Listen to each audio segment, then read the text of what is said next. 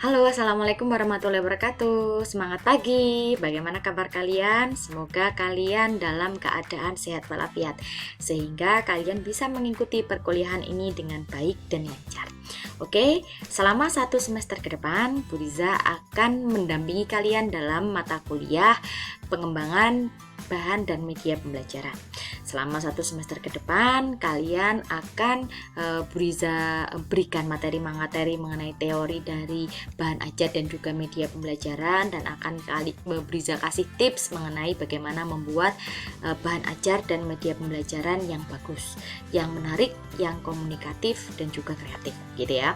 Karena nanti ketika menjadi guru ini akan menjadi bekal kalian menyajikan pembelajaran secara efektif dan efisien. Tentu saja tujuan utamanya adalah supaya kompetensi dasarnya bisa tercapai dengan baik begitu.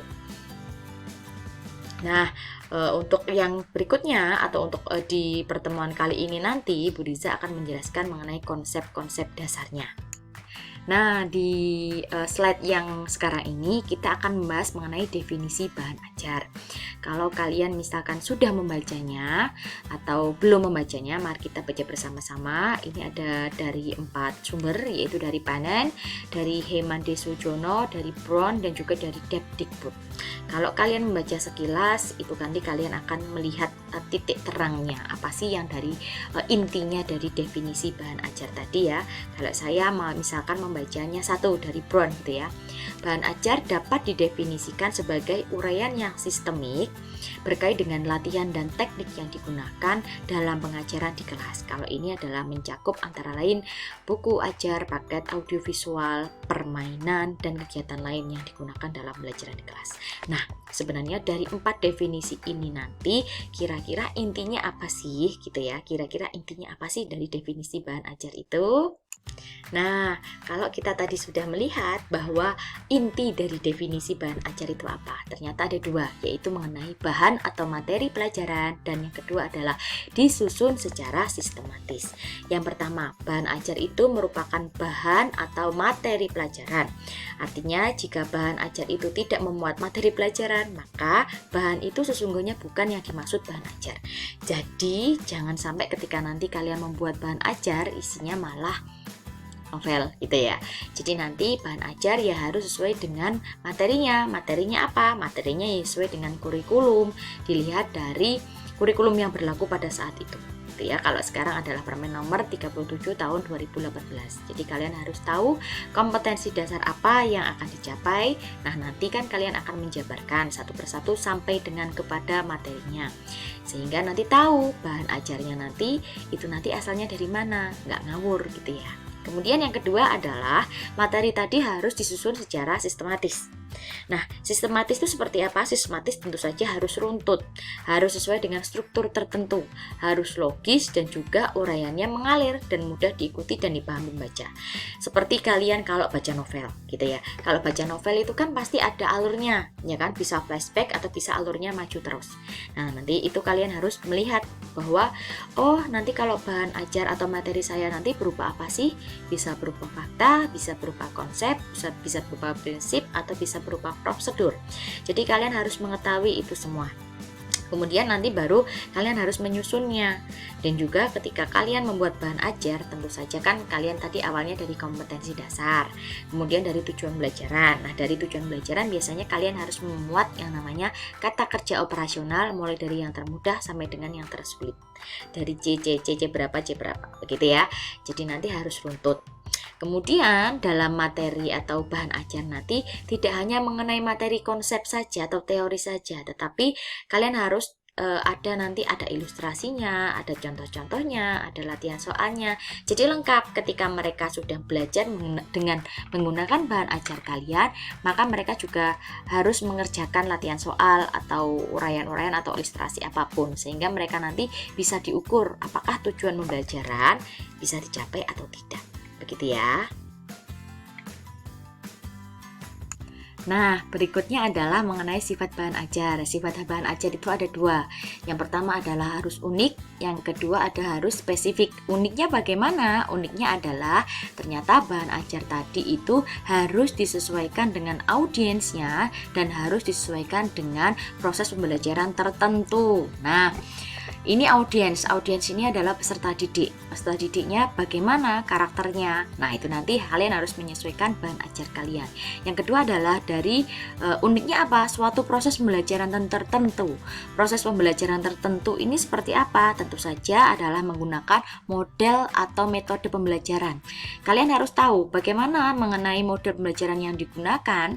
Tidak semuanya cocok menggunakan PPT, misalkan tidak semuanya cocok menggunakan modul, tidak semuanya cocok menggunakan alat peraga. Jadi nanti kalian harus tahu model pembelajarannya seperti apa, maka harus disesuaikan.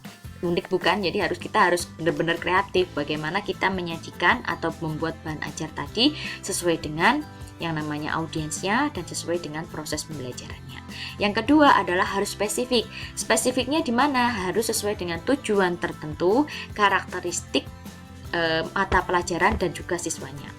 Jadi tujuan tertentu otomatis sesuai dengan kompetensi dasarnya tadi ya. Terus kemudian karakteristik mata pelajaran. Mata pelajarannya apa? Ekonomi. Jadi nanti kalian harus berpikir bagaimana cara menyajikan bahan ajar untuk ekonomi. Kemudian yang ketiga adalah siswanya. Siswa di sini nanti tidak hanya karakternya saja, tapi juga harus tahu disajikan untuk kelas berapa? Kelas 10 kah? Kelas 11 kah? Ataupun kelas 12 kah? Gitu ya. Jadi nanti sifatnya ada dua, harus unik dan juga harus spesifik. Nah, dalam konsep dasar media pembelajaran nanti memang harus melihat bagaimana nanti siswa kita.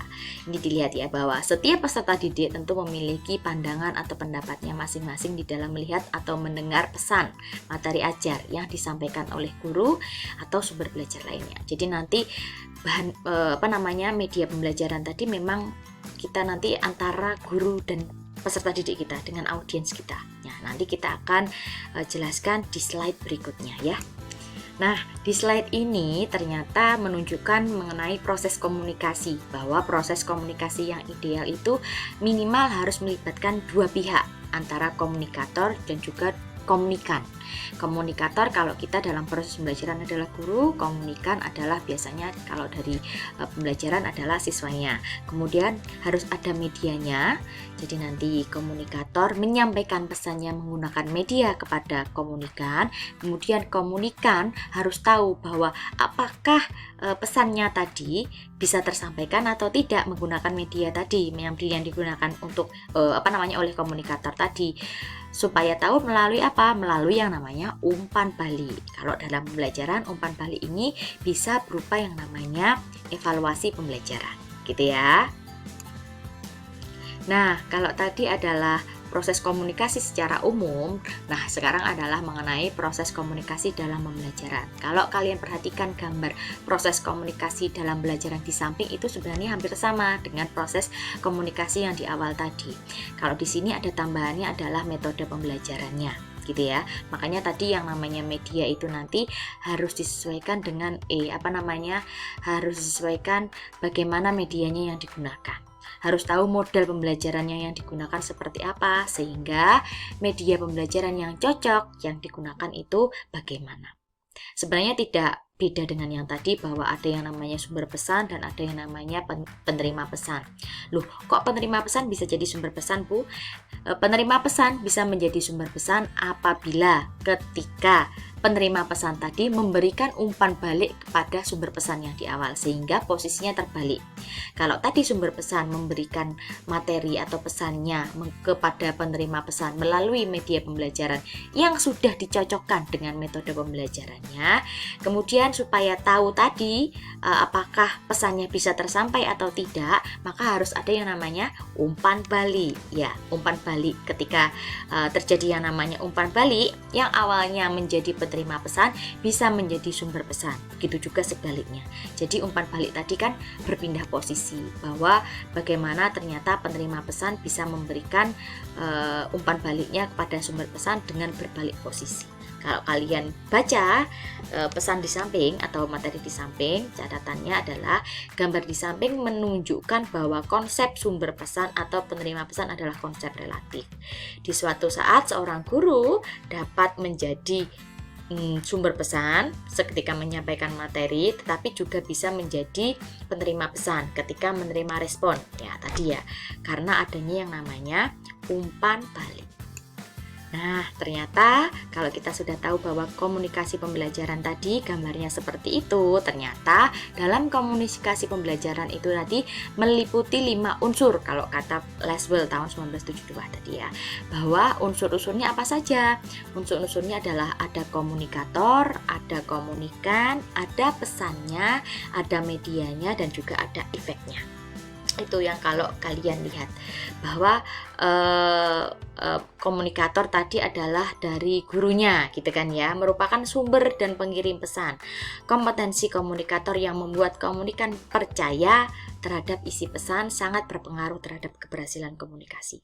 Maka ketika Bu Riza kemarin mengajarkan mengenai strategi pembelajaran, kalian itu nanti kalau jadi guru harus menguasai yang namanya materinya. Ketika kalian menguasai materinya, maka kalian harus menjadi komunikator. Kalian harus menyampaikan materi tersebut, gitu kan? Kalau kalian bisa menyampaikan materi dengan baik karena kalian menguasai materinya, otomatis siswa kalian akan percaya dengan apa yang kalian omongkan karena kalian benar-benar menguasai materi.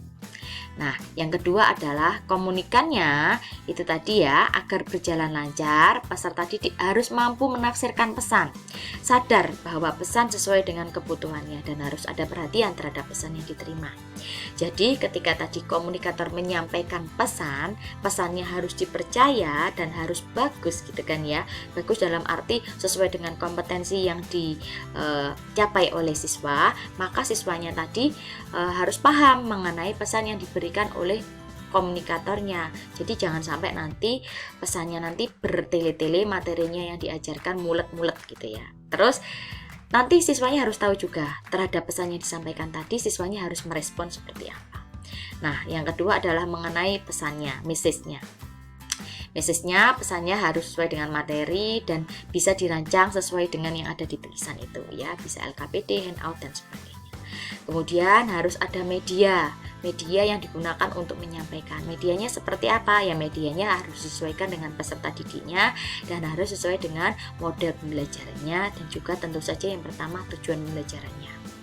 Kemudian yang kelima adalah mengenai efek. Efek adalah apakah setelah pesannya tersampaikan tadi, tujuan pembelajarannya tadi bisa tercapai atau tidak. Itu yang paling penting. Ya, dari semua rangkaian komunikasi pembelajaran itu yang paling penting, bahwa tujuan pembelajarannya bisa tercapai. Nah, dari definisi media pembelajaran ini nanti kalian bisa membacanya. Coba saya salah satu membacanya ya, punyanya Gate tahun 1990, bahwa mengartikan media pembelajaran sebagai jenis komponen dalam lingkungan peserta didik yang dapat merangsang mereka untuk belajar. Nah, itu dia. Bagaimana cara merangsang mereka untuk belajar? Tentu saja dengan menggunakan media pembelajaran yang bagus.